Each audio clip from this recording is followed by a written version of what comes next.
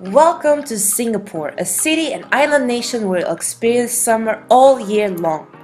Located in Southeast Asia, Singapore is the perfect starting point if you're looking to visit more countries in the continent. Singapore is a popular stopover destination and a lot of people would say that 24 hours is enough. But in 3.5 days in Singapore, I've grown to love this place more and more. And I still didn't see everything. If you're not familiar with Asia, Singapore is a great starting point to start as it's also home to different cultures that offer inspiring contrasts. Experience the rich variety of cultures, architectures and food in Little India, Chinatown, Arab Street and more. I hope this video will convince you to prolong your stay in Singapore for a few days, as these are 15 things you shouldn't miss when visiting the island. And if you like the video, like and share it with your friends. Singapore is a paradise for foodies, and visiting the many hawker centers is a must. Plus, they're super cheap. On the first night, I got a meal for only 2.4 Singaporean dollars, which is only 1.5 euros. If you're vegetarian or vegan, make sure you research before, as there are hawker centers where you only find meat and seafood. I would definitely recommend watching Anthony Bourdain's episodes about Singapore, as he covers the many hawker centers broadly.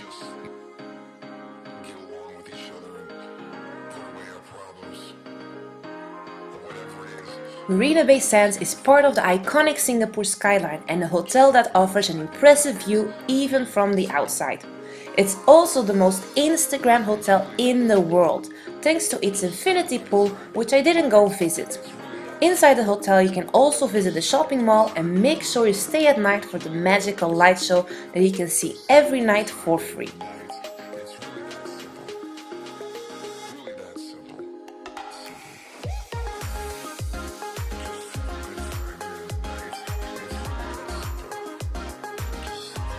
The best place to see the Marina Bay Sands light show is on the other side at Merlion Park.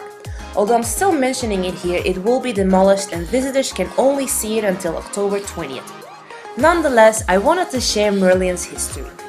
Half fish and half lion, this figure is Singapore's national icon.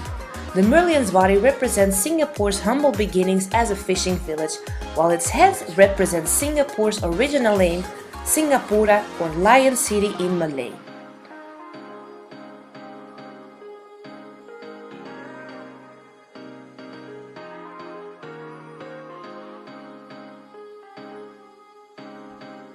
Remember how I said Singapore is rich in contrasts? At Arab Quarter you will experience a different facet of the island where you can eat Turkish food, create your own perfume and taste new drinks, or visit the Masjid Sultan Mosque, which has become the face of the area for many visitors, and to me it resembles like the palace of the cartoon version of Disney's Aladdin.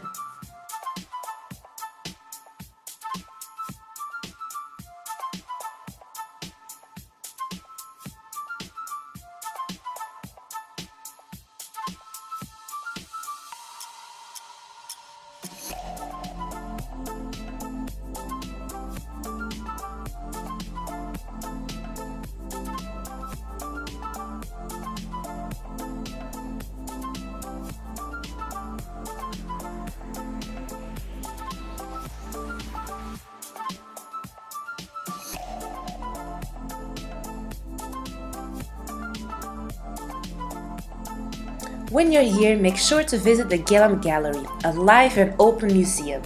We did a free art tour with Monster Day tours, which was absolutely lovely.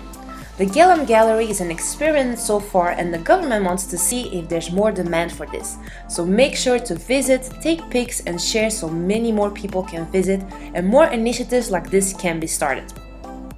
I will leave the link for the Monster Day tours below, as they offer several free walking tours around different areas in Singapore.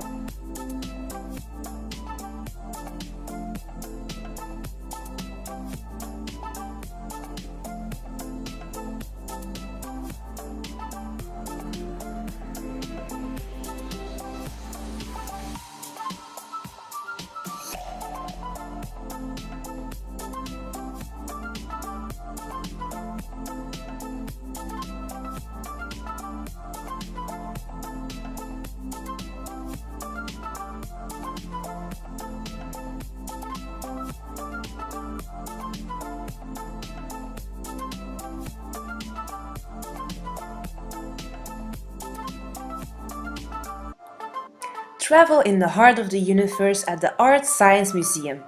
By combining art and science, the museum creates a unique and inspiring experience that is also interactive.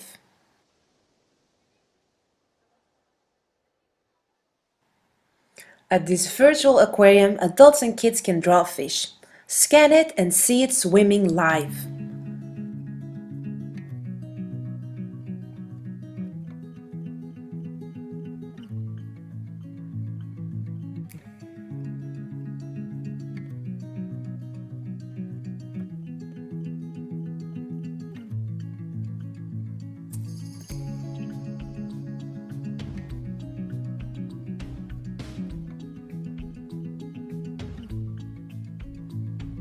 The crystal universe was such a magical sight.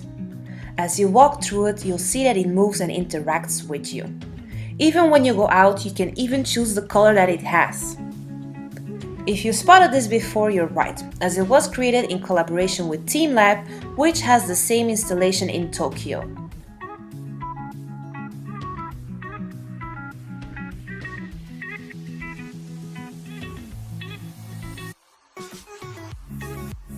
If you're a vegetarian like me, then definitely visit Little India, as this is a vegetarian food heaven. But besides the great food, just walking here will make you wander in India. Spot the street art or the most colorful house in the neighborhood, which I'm sure you've seen on Instagram, as this is a popular spot that gets shared a lot.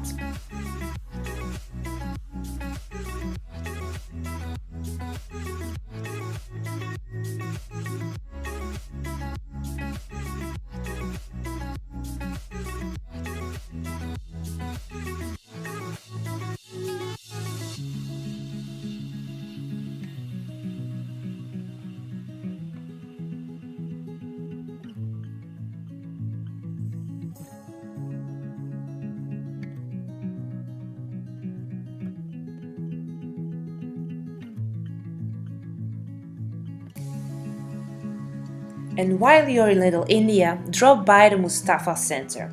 Looking for souvenirs, some snacks, clothes or technology? At Mustafa Center you can and will find it all. And you have 24 hours to do so, as the shopping center is always open.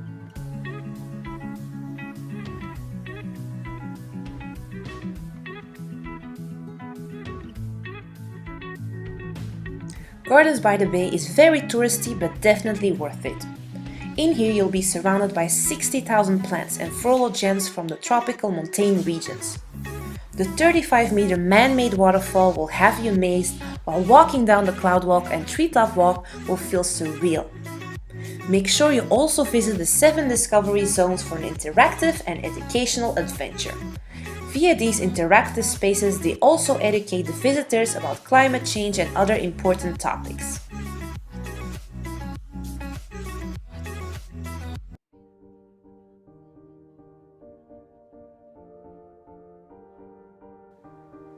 Even though you can visit the Supertree Grove during the day, at night it becomes a real show.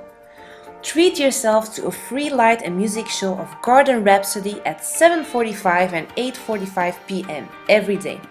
I had seen these impressive trees online but had no idea that it was a whole show with music to it as well.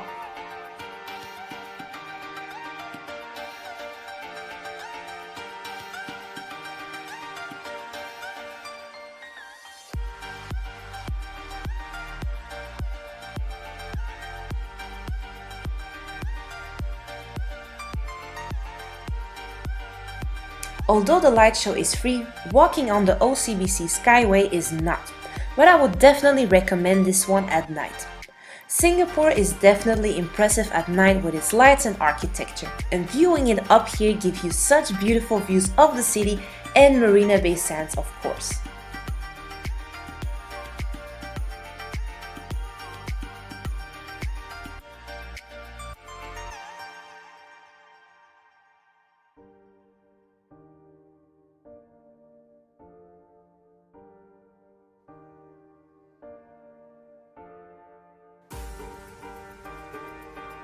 Drinking in Singapore can be very pricey due to the so-called sin tax. If you want to have a drink, visit Clarke, as it offers a nice view at night. although I have to say this felt more touristic and less authentic compared to other places.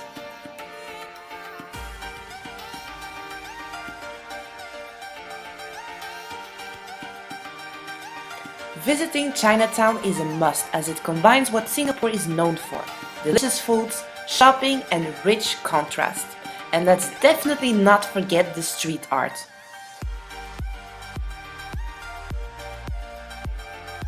Shopping in Chinatown will feel like a delightful treasure hunt, and depending on where you go, the vendors will have interesting stories to tell.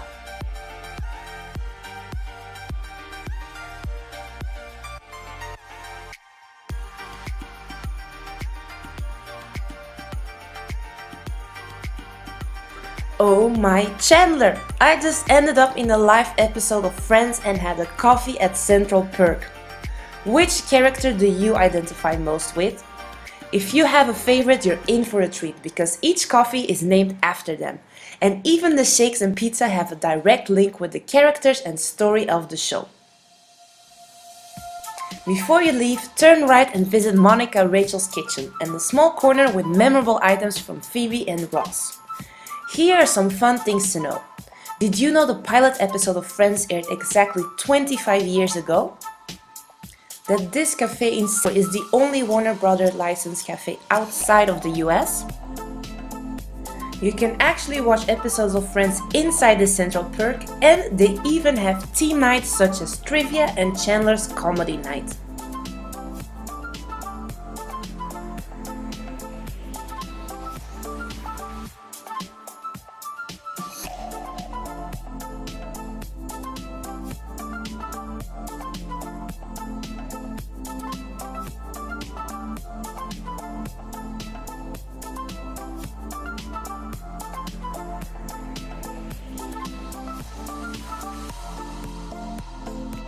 Last but not least, go check out the world's tallest indoor waterfall at Jewel's Changi Airport. You will arrive and leave here, so you will automatically see this 40-meter high indoor waterfall, also known as the Rain Vortex. We were there at night, and every hour they had a light and music show which turned this waterfall into a piece of art and wonder. Besides the waterfall, Changi Airport has been praised for having lots of activities to entertain you while you're here for shopping, movies, massages, great food and indoor activities for all ages. Hope that you enjoyed this video of Singapore and that it inspired you to travel here. Are you Singaporean or have you been? Let me know your favorite hotspots in the comments below. Thank you so much for watching and subscribe for more travel videos. In my upcoming video, I will share in which colorful hotel I stayed in Singapore, so stay tuned.